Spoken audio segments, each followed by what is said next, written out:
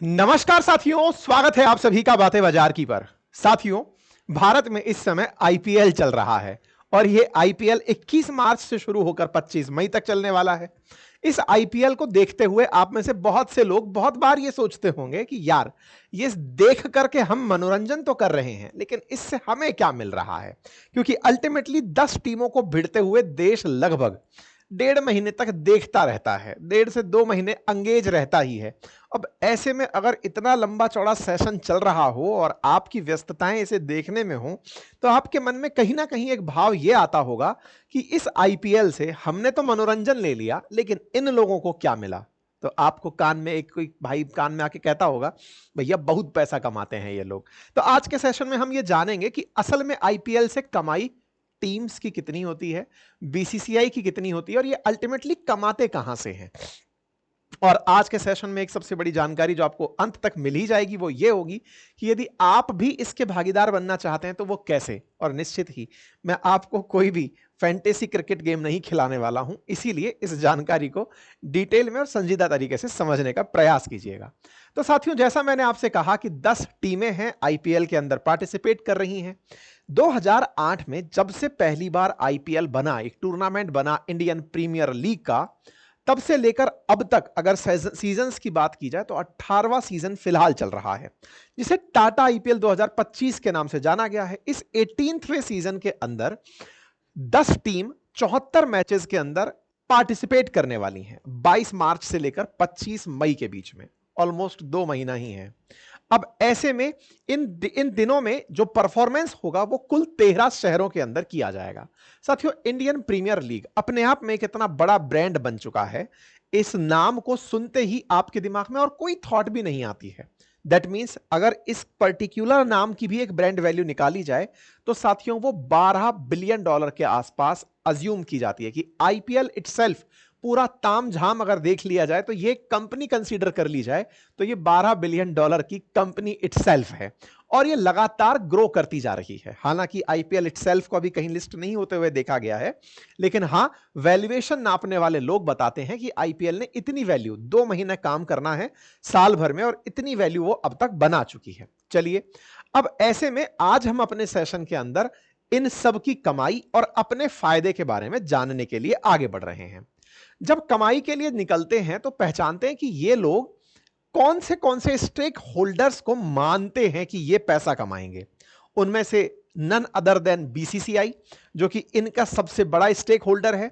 उसके बाद आईपीएल की अपनी टीमें, तीसरे नंबर पर मीडिया राइट्स रखने वाली कंपनी और स्पॉन्सर्स। ये सब आईपीएल से पैसा कमाने के लिए ही आईपीएल में पार्टिसिपेट करते हैं। जब आप मैच देख रहे होते हैं तो जो विज्ञापन दिखाया जा रहा होता है वो अपने आप में एक बड़ी कमाई का साधन है। किसी क्रिकेटर को आप नाचते गाते किसी एडवर्टाइजमेंट में देखते हैं, उससे उस कंपनी को जो फायदा होता है वो उनकी कमाई के रूप में जाना जाता है। ऐसे ही आप जब किसी टीम के साथ कपड़ों पर कोई ना कोई स्टिकर लगा देखते हैं तो उस ब्रांड के प्रमोशन का अपना एक पैसा होता है। तो सब तरफ कमाई वाले लोग हैं। आईपीएल वाले इन ब्रांड्स को प्रमोट करके कमा रहे हैं और इन ब्रांड्स की वजह से, इन प्रमोशंस की वजह से जो वो ब्रांड्स जो हैं वो रिकॉग्निशन पाते हैं और रिकॉग्निशन के साथ साथ वो अपनी ब्रांड वैल्यू बढ़ा ले जाते हैं। तो कुल मिलाकर आईपीएल से दोनों ही तरफ फायदे होते हैं, तभी ये चीज आगे बढ़ रही होती है। अब सवाल यह है कि आईपीएल से कमाई होती कैसे है। हालांकि इसको हमने 3 भागों में बांटा है और इसको हम डिटेल में आगे लेकर भी चलेंगे। इसमें सबसे बड़ा हिस्सा जो है ना, जिसको आप सेंट्रल रेवेन्यू पूल मान सकते हैं, उसमें मीडिया और ब्रॉडकास्टिंग राइट और टाइटल स्पॉन्सरशिप का है। बाकी जो छोटे कमाई के साधन हैं उसमें विज्ञापन और प्रमोशनल रेवेन्यू और लोकल रेवेन्यू, इन सब के ऊपर आगे चलकर हम डिटेल में चर्चा करने वाले हैं, क्योंकि मीडिया और टाइटल स्पॉन्सर ये इनके बहुत बड़े सोर्स ऑफ रेवेन्यू हैं।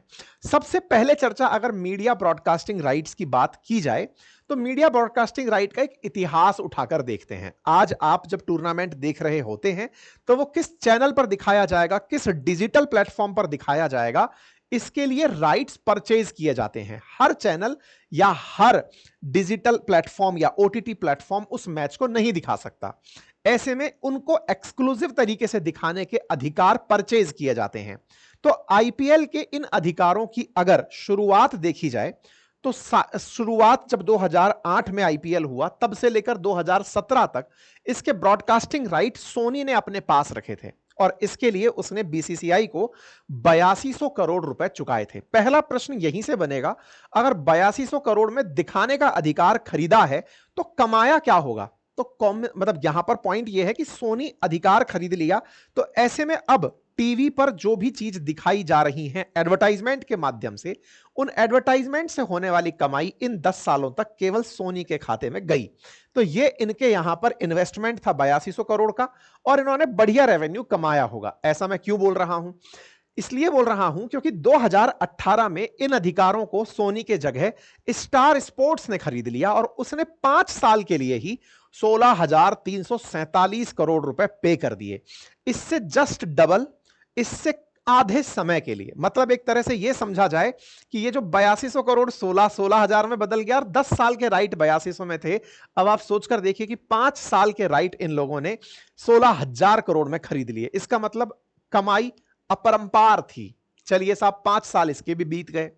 फिलहाल के लिए 2023 से 27 के बीच के जो मीडिया और ब्रॉडकास्टिंग राइट्स हैं उनको अब 2 कंपनियों के बीच में बांट दिया गया है, क्योंकि अब अमाउंट बढ़ता चला जा रहा था। अगर इंडियन सबकॉन्टिनेंट की बात करें, जिसमें भारत, पाकिस्तान, बांग्लादेश, श्रीलंका, नेपाल जैसे देश हैं, इन जगह पर टीवी के अंदर जो ब्रॉडकास्ट किया जा रहा है वो डिज्नी स्टार के पास किया जा रहा है, जिसके स्टार स्पोर्ट्स चैनल पर आईपीएल के मैच दिखाए जाते हैं, जिसके लिए 23,575 करोड़ रुपए चुकाए गए हैं। अगेन यहां पर 16,000 करोड़ रुपए थे, अब यहां 23,575 करोड़ रुपए, और वो भी किसके लिए? इंडियन सबकॉन्टिनेंट के लिए।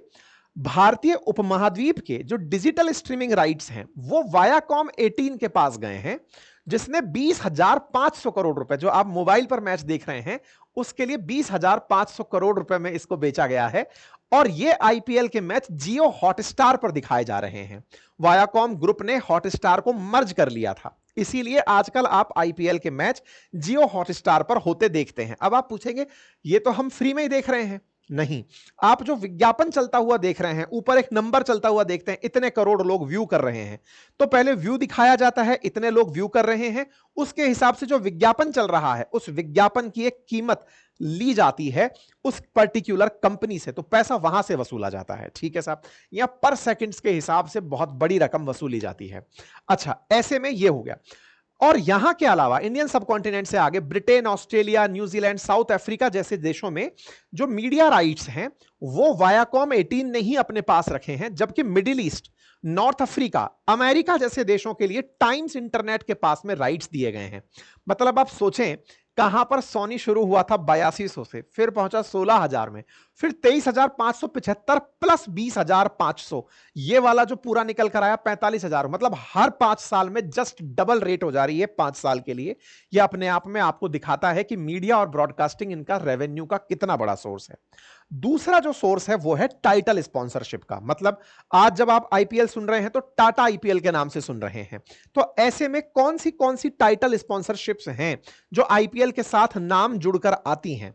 उनमें से जैसे आप कुछ कंपनियों के नाम सुनते हैं, इनको परचेज करने के लिए सब लोग अपने अपने हिसाब से पैसे पे करते हैं। जैसे टाइटल स्पॉन्सरशिप की अगर हम बात करें तो डीएलएफ के पास टाइटल स्पॉन्सरशिप रही थी 4 साल के लिए 200 करोड़ रुपए में।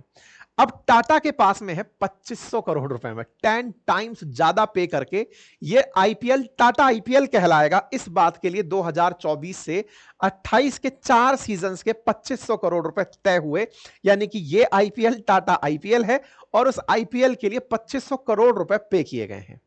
और क्या सोर्स हैं? एडवर्टाइजमेंट से पैसा कमाना। और वो कैसे? आपने कई बार क्रिकेटर्स को देखा होगा कि इन्हें बिल्कुल ऐसे बिलबोर्ड बनाकर खड़ा कर दिया जाता है, इनके ऊपर जहां तहां कोई ना कोई ब्रांड, जहां मिला, इनका बैट मिला हो, कपड़े मिले हो, इनका हैट मिला हो, कैप मिला हो, सब जगह कोई ना कोई ब्रांड चिपका दिया जाता है।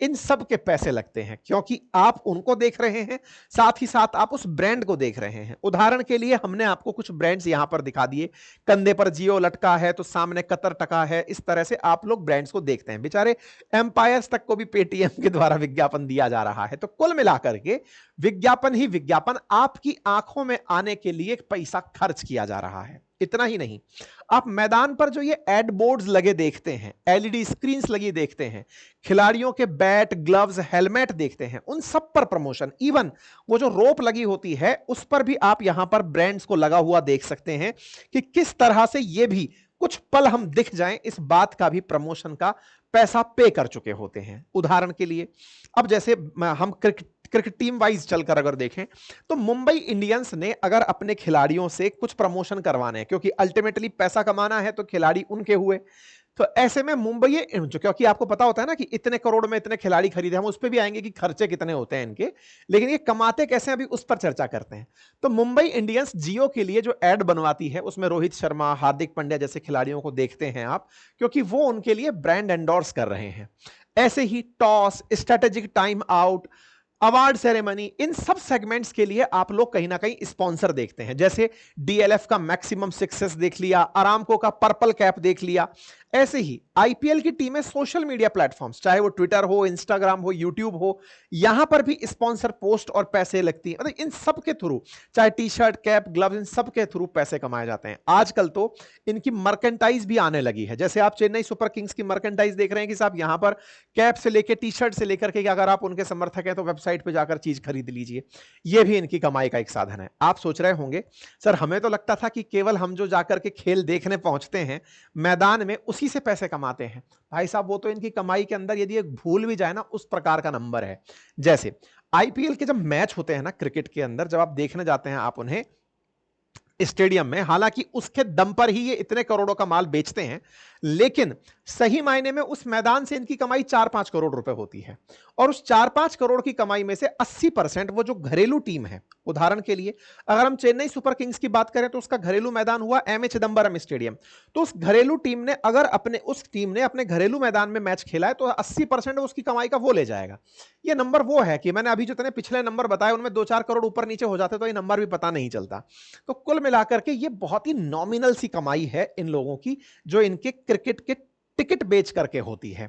आप और हम केवल देख लें और उसका इज्जत करते रहें, इसलिए टिकट्स को इतना महंगा बना के दिखाया जाता है। आप में से बहुत सारे लोग ये देखते होंगे, जैसे ना मतलब टिकट्स जब जहां घरेलू मैदान में मैच हो रहे होते हैं, जैसे हमारे जयपुर में अगर मैच होना है तो उस समय एक होड़ लगी होती है कि साहब बॉक्स में मैच देखकर आए हैं, बॉक्स इतने लाख रुपए का था, हमने वीआईपी ट्रीटमेंट लिया, इतने लाख रुपए का टिकट था, वो बिल्कुल फ्रंट का टिकट इतने का था।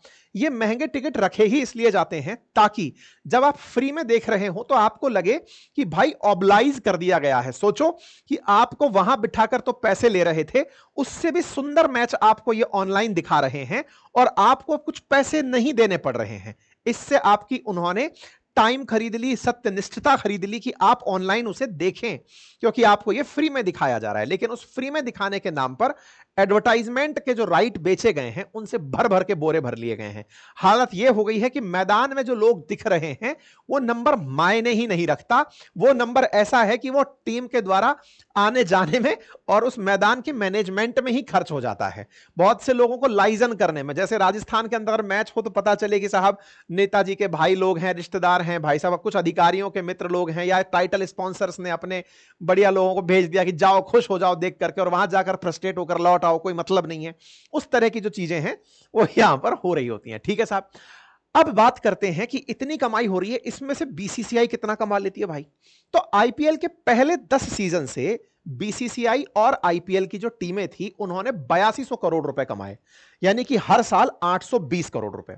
शुरुआत में ब्रॉडकास्टिंग राइट्स से जो होने वाली कमाई थी उसका 20% हिस्सा ही बीसीसीआई लेता था, 80% हिस्सा वो टीम्स को दे देता था। लेकिन धीरे धीरे इसको 50-50% में बांट दिया गया, क्योंकि ब्रॉडकास्टिंग से कमाई बहुत बढ़ रही थी। ऐसे में आज के समय पर बीसीसीआई और टीम्स दोनों आधा आधा पैसा बांट लेती हैं। 2024 से बीसीसीआई ने ये जो सेंट्रल रेवेन्यू था ना ब्रॉडकास्टिंग से, इससे 7143 करोड़ रुपए कमाए 2024 में, कि भाई मेरे को इतना पैसा चाहिए। मतलब आप सोचें कि बीसीसीआई को 3571 करोड़ रुपए मिले 50-50% के हिसाब से। बाकी अन्य 10 टीमों के अंदर, मतलब कुल आईपीएल के अंदर सेंट्रल रेवेन्यू में इतना पैसा 24 में इकट्ठा हुआ, उसमें से आधा पैसा बीसीसीआई अकेले लेकर चली गई। अब आप पूछेंगे कि सर वो जो मैच खेलने के लिए प्राइज मनी रखी जाती है, इतने करोड़ रुपए विजेता को मिलेंगे, वो कुछ नहीं है, ऊंट के मुंह में जीरे की तरह है। जैसे कोलकाता नाइट राइडर्स 2024 में जब जीत कर आई तो उसे 20 करोड़ रुपए मिले थे। अगेन ये वैसा ही नंबर है, मैं 7143 बोलूं या 7123, आप शायद थोड़ी देर बाद नंबर भूल जाएंगे कि हाँ 43 था कि 23 था, मुझे पता नहीं है। ठीक है, ये बिल्कुल वैसा अमाउंट है। तो जिसको देखकर लग रहा है कि 20 करोड़ दिए जा रहे हैं, असली खेला कहीं और चल रहा है। ऐसे ही जो दूसरा टीम रह जाता है उसमें सनराइजर हैदराबाद को 13 करोड़ मिले थे, तीसरे नंबर पर राजस्थान रॉयल्स को 7 करोड़ रुपए मिले थे। आप में से कई लोगों का विश्वास आज उठ जाएगा इस बात से कि यार मैं ये सोच रहा था कि ये टीमें हारती रहती हैं, इनका बिल बोर्ड में कहीं नाम ही नहीं है, कोई 10वें पायदान पर पड़ा है, 8वें पायदान पर पड़ा है, इन्हें मिल क्या रहा है। आप और हमारा फोकस होता है कौन बनेगा करोड़पति की तरह, उस पैसे पर कि कितना प्राइज मिला। असल मायने में आप प्राइस फोकस ही नहीं हो रहा है। हारने वाली कंपनी भी, हारने वाली टीम भी साल के 200-250 करोड़ तो कम से कम कमा के साइड में हटती है। मतलब उसका खेलने का पैसा है भाई, विज्ञापन का पैसा है, उसने जो आपको मनोरंजन दिया ना उसका पैसा है। आप नाप रहे थे कि इसमें से कितना पैसा मिल रहा है, भाई उसकी तरफ फोकस ही नहीं है। इसलिए इनको जीत और हार का इतना मैटर करता ही नहीं है कि कौन हारा कौन जीता। आप और हम लगे होते हैं कि हमारे स्टेट की टीम जीते, कि हमारी जो पसंद के खिलाड़ी हैं वो जीते। ये आपको अंगेज करने के तरीके हैं। कुल मिलाकर इनकी कमाई भाई आर पार है। आप लोगों को ये 7 करोड़ 6.5 करोड़, इनमें से तो कुछ कैसे ऐसे अमाउंट भी होते होंगे जिन्हें क्लेम भी नहीं किया जाता होगा कि यार ठीक है यार तुम ही रख लेना टाइप से। क्योंकि अभी समझ में आ जाएगा आप लोगों को कि हर साल हर टीम ने कम से कम 600 से 500 से लेकर 600 करोड़ रुपए की कमाई की है। आप इससे अंदाजा लगा सकते हैं कि ये जो अमाउंट दिख रहा है ये कुछ नहीं है। अब आप पूछेंगे सर इतनी कमाई है तो खर्च भी तो करते होंगे ये लोग, इतने महंगे महंगे खिलाड़ी खरीद के लाते हैं। अरे भाई जब हर टीम 500-600 करोड़ रुपए कमा रही है तो टेक्निकली खर्च भी कर देगी। कितना खर्च कर देगी? खिलाड़ियों को 10-15 करोड़ रुपए टाइप से खरीद भी लिया तो नंबर्स पर चल के देख लेते हैं। आपके सामने फ्रेंचाइजी टीम का पेमेंट मैं बताता हूं। 2023 में बीसीसीआई ने सेंट्रल रेवेन्यू पूल में से 70% टीम पैसा जो है ना वो आईपीएल की टीमों को दे दिया था कि लोग खेलो भाई। खिलाड़ियों की सैलरी की अगर हम बात करें तो 2023 में हर टीम की सैलरी कैप 95 करोड़ के आसपास रखा गया था। सभी टीमों की खिलाड़ियों को सैलरी देने में करीब 1000 करोड़ रुपए खर्च हुए। अब इसको ऐसे समझो, 500 करोड़ रुपए के हिसाब से 10 टीमें 5000 करोड़ का व्यापार कर रही हैं। 1000 करोड़ बांट भी दिए तो नेट प्रॉफिट 4000 करोड़ का दिखाई दे रहा है। आगे बढ़ते हैं। टूर्नामेंट की अगर बात की जाए जिसमें travel, lodging, boarding, security and all सब मैच कर दो तो 2023 का एक डेटा लेकर आया हूं जिसमें 74 मैचों पर कुल 500 करोड़ रुपए खर्च हुए। मैं अभी थोड़ी देर पहले आपसे कह रहा था ना प्राइज मनी अगर छूट भी जाए तो फर्क नहीं पड़ता, क्योंकि 500 करोड़ रुपए यानी कि औसतन हर मैच के ऊपर आप बढ़िया 5 से 7 करोड़ रुपए खर्च कर रहे हो। ऐसे में फॉर्च्यून इंडिया की रिपोर्ट की अगर हम बात माने तो 7.5 लाख रुपए जैसी स्टेडियम फीस में ये मैच होते हैं। मतलब ये कुल मिलाकर जो असली खेला मैं दिखाने का जो प्रयास कर रहा हूं वो ये है कि इनके और खर्चे बहुत हैं, इनकी और कमाई बहुत है। प्राइज मनी बिल्कुल वैसे ही है जैसे कौन बनेगा करोड़पति में देशवासी ये देखकर खुश हो रहे होते हैं कि 7.5 करोड़ रुपया 7 करोड़ रुपए करोड़पति को विजेता को दिए जाएंगे। नहीं भाई, वो पूरे सीजन में एक आध आदमी बनेगा जो 7 करोड़ तक पहुंचेगा। लेकिन इस बीच में जो पूरा देश उस मैच को, उस खेल को देख रहा है, जो करोड़पति का शो देख रहा है, उस शो की वजह से जो एडवर्टाइज चल रहे हैं वो एडवर्टाइज ने उस पैसे को बहुत ऊपर तक पहुंचा दिया है। ठीक है, तो वो ध्यान जादूगर ने कहीं और कर रखा है, कमा वो कहीं और से ले जा रहा है। आइए और आगे बढ़ते हैं। मैच ब्रॉडकास्टिंग और प्रमोशन की अगर हम बात करें तो मीडिया राइट्स बेचने से बीसीसीआई की कमाई हुई। टेक्निकल टीम और कैमरा वगैरह पर इन्होंने 300 करोड़ रुपए के खर्चे कर दिए। आईपीएल के प्रचार और एड के लिए कम से कम 100 करोड़ रुपए बीसीसीआई ने खर्च कर दिए। तो एक तरह से ये सारे नंबर्स हैं कि साहब खिलाड़ियों की सैलरी में 182 खिलाड़ियों पर 639 करोड़, कोचिंग और सपोर्टिंग स्टाफ पर 20 से 30 करोड़, टीम के ट्रैवल और रहने पर 10 से 20 करोड़, मार्केटिंग एंड प्रमोशन पर। अब ये जो मैं 10-20 करोड़ बोल रहा हूं इन पर आपका ध्यान भी नहीं जा रहा है। हाँ ठीक है, होता होगा, इतना तो होता ही होगा। तो इसका मतलब असली खेला खेल रहे हैं ये लोग जो कि कंपनी बना चुके हैं इन आईपीएल की टीम्स को। आप और हमें लग रहा है कि मैच के अंदर टिकट की कमाई है, या फिर लग रहा है कि यहां पर खिलाड़ियों के अंदर ऑक्शन हुआ है उसके खर्चे हैं। इन सब के बीच में जो असली माल कमा कर ले गए वो ये लोग हैं जिन्होंने 500-600 करोड़ रुपए बना लिए एक ही टीम से। मतलब अगर हम 17 साल के अंदर आईपीएल की कमाई की बात करें तो 2008 से में आईपीएल से 645 करोड़ रुपए की कमाई हुई थी। और मीडिया रिपोर्ट्स की बात माने तो बीसीसीआई और सभी टीमों ने मिलाकर 2022 तक 80,000 करोड़ रुपए कमा लिए। 2023-24 की अगर बात की जाए तो बीसीसीआई और सभी आईपीएल टीमों ने कुल मिलाकर 33,000 करोड़ रुपए कमाए।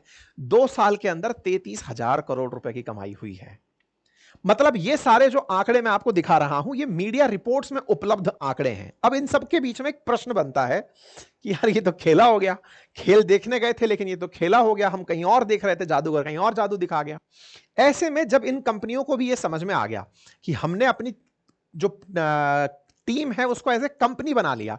और जब कंपनी बनती है तो कंपनियों के साथ एक चीज और जुड़ जाती है, और वो क्या है कि कंपनी बनी है तो आईपीओ तक जानी है, आईपीओ तक जानी है तो लिस्टेड ही कर देते हैं, क्योंकि लोग इतना ट्रस्ट कर रहे हैं। क्यों?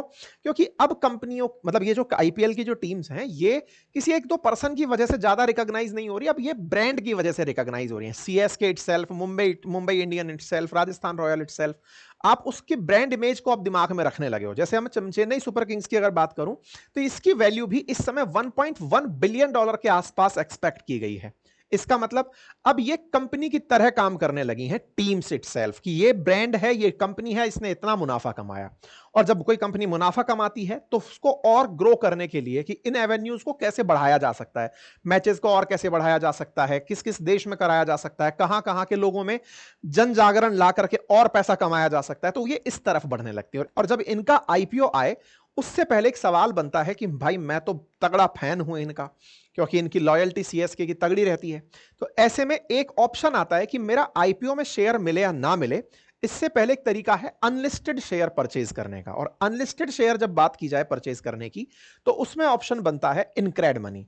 इनक्रेड मनी, जहां से आप अनलिस्टेड शेयर्स को परचेज कर सकते हैं। लिंक मैं कमेंट बॉक्स में डाल दूंगा। आईपीओ आने से पहले जो शेयर है वो आप परचेज कर सकते हैं, क्योंकि एक बहुत बड़ी इंपॉर्टेंट बात यह है कि जिस समय ये आईपीओ आएगा, हो सकता है ओवर सब्सक्राइब्ड हो, अंडर सब्सक्राइब्ड हो, तो मार्केट कंडीशंस है। लेकिन अगर ओवर सब्सक्राइब हुआ, एक के मुकाबले 4 लोग खड़े रहे और आपको ऑक्शन में वो नहीं मिला, ऐसे में श्योरिटी के साथ अगर आप लेना चाहें तो ये ऑप्शन आपके पास यहां उपलब्ध है। यदि आप यहां से इसे परचेज करते हैं तो अभी फिलहाल के लिए शायद ये 195 रुपीज के आसपास रेट दिखा रहा है एक शेयर की। आप सिंगल शेयर भी परचेज कर सकते हैं, और उसके साथ ही 195 रुपीज के शेयर के साथ ही 200 रुपए का अमेजन वाउचर कैशबैक में उपलब्ध है, जो 5 दिन के अंदर खरीदते ही आपके पास वापस आ जाएगा। तो एक तरह से ये तो आपके लिए विन विन सिचुएशन हो गई, जितने का लिया उतना पैसा वापस आ गया, नंबर एक। दूसरा, 195 का शेयर आप सिंगल यूनिट में भी ले पा रहे हो।